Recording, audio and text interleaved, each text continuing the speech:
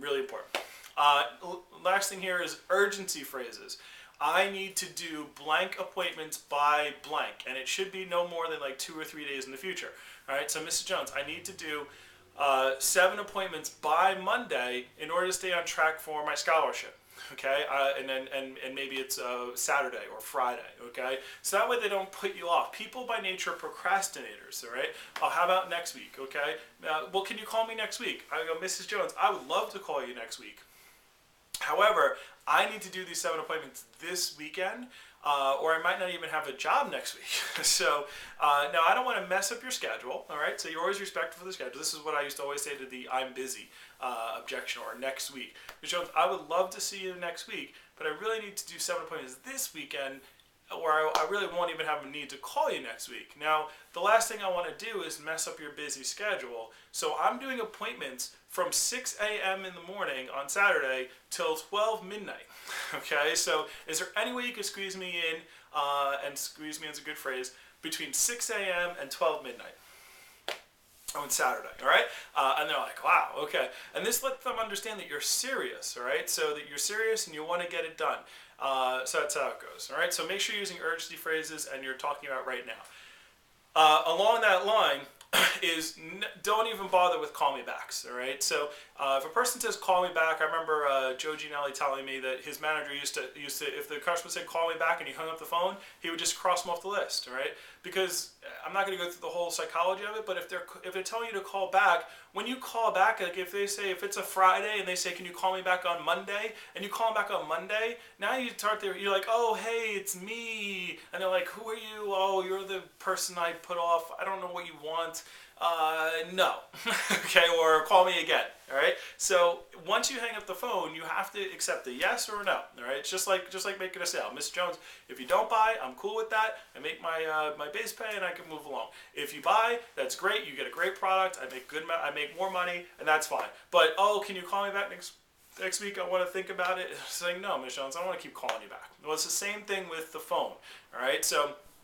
So I say the same thing, Ms. Jones, I would love to call you back, but I need to do this many appointments this weekend or by this time, all right? And there's all kinds of different things. Ask your manager about how you can handle it. That's how I used to handle it.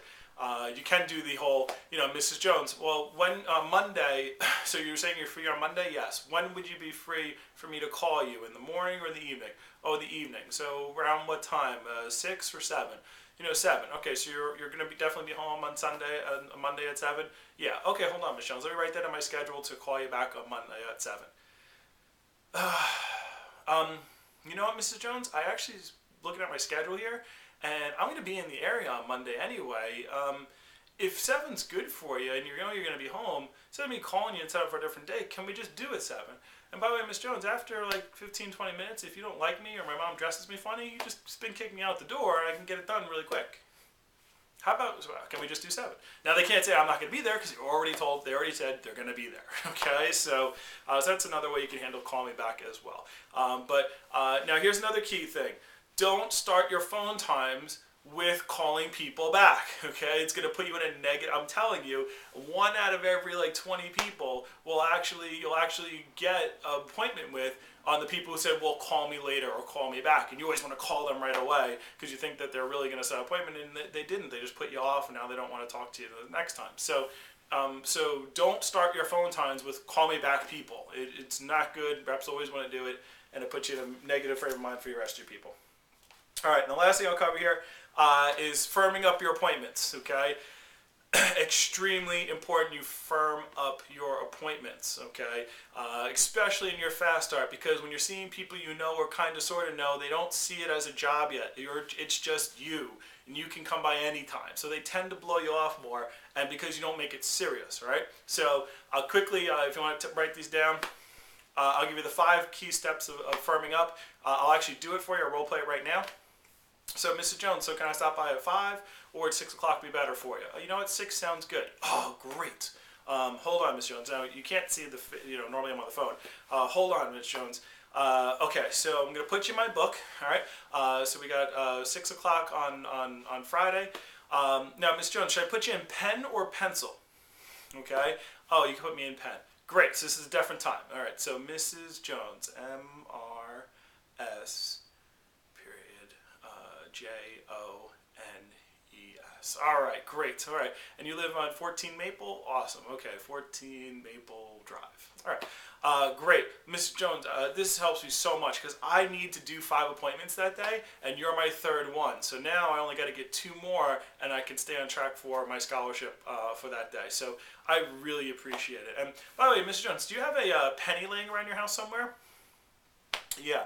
Okay, now you don't have to do this, but here's the thing. If I come over and on Friday at 6 o'clock and I see that penny taped to your refrigerator, I'll teach you how to turn it into $1,000. Could you use an extra $1,000, Mrs. Jones? Yeah. Okay. Well, it's got to be on the fridge, though. Okay. So you gotta, if I see it on the fridge, $1,000. All right. And hey, Mrs. Jones, by the way, I know this appointment doesn't mean anything to you. It means very little to you. You're just doing this out of the kindness of your heart. But I just want to let you know this means the world to me. And you're helping me out. You're helping me pay for school and pay for some books and trying to buy a car at the end of the summer. And, I just can't tell you how much I appreciate your time. And I thank you in advance for seeing me. So I can't wait to see you. And Monday at 6 it is, okay? All right, bye. All right. Now, you have to be lower than a snake's belly to actually to cancel on me at that point. All right. Those are the 5 things. But I haven't done phone time, actual real phone time, in years. All right, 10 years, 11 years, 12 years now. But I do it the same way every single time. When I started doing it like that, it worked. So key points: number 1, pen or pencil. Okay, Ms. Jones, you're putting pen or pencil. If they say pen, you say great. This is definite. If they say pencil, I go, ooh, pencil, Mrs. Jones? Does that mean you can't do it at that time, or you're not sure? Because I had somebody cancel on me last week. I put them in pencil, and they made me erase them, and I almost lost my job because I got to do 5 appointments that day. So I just don't want to get yelled at by my manager. So is this not a good time for you, or do you want to set a different time that you knows for sure? Oh, well, we get home from work that time, and I just don't want you to come. Okay, well, Miss Jones, I don't want to put you in for a time that doesn't work. How about we do a little bit later, maybe 6:30?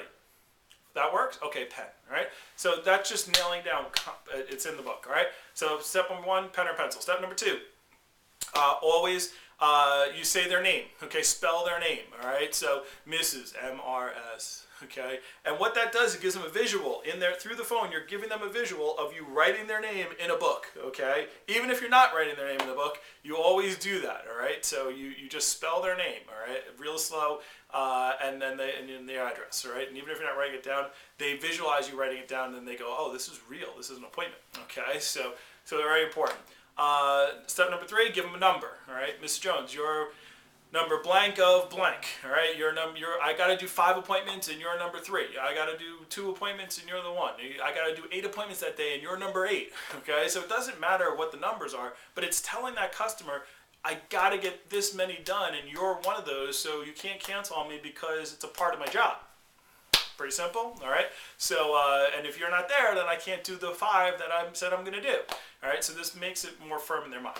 Next up, step number 4 is the penny on the fridge, all right? So I go, Miss Jones, you have a penny. You don't have to do this, but when I come over, if I see I see a penny taped to your fridge, I'll teach you how to turn it into $1,000. Listen to that phrasing.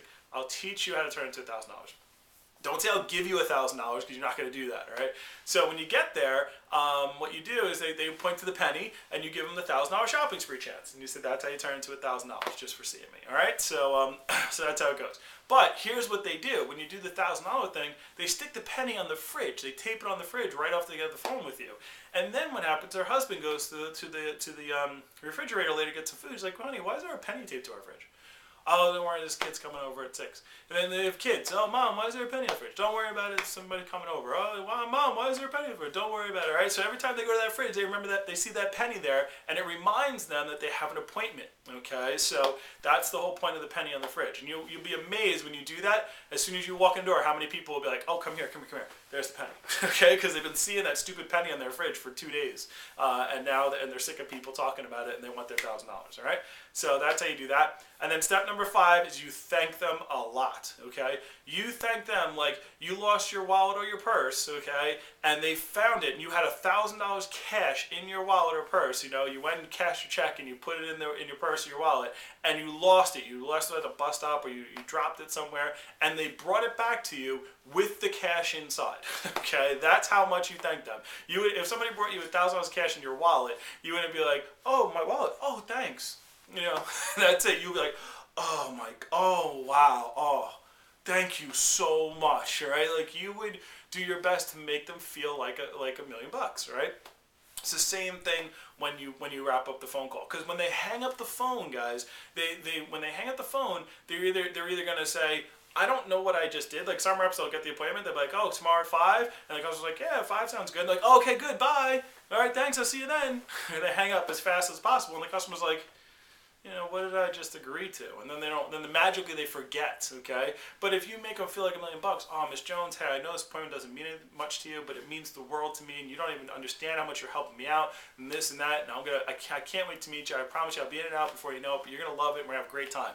All right. They hang up the phone. They're like, oh yeah. I can't wait to see that person. All right. Now they want to be there. You got to build some value with them. All right. So those are the 5 steps. That's how you get rid of cancellation. So a lot of information. Use that. You might want to watch this video, once or twice more, just because I gave you a lot of good tips in there for your phone. But understand the phone is the job, and if you get good at the phone, you master your phone skills. Everybody needs to talk on the phone. Business people talk on the phone. Teachers talk on the phone. Doctors talk on the phone. It's just part of communication. You got to learn how to communicate through phone skills, and that's what you'll learn if you do a lot of phone time.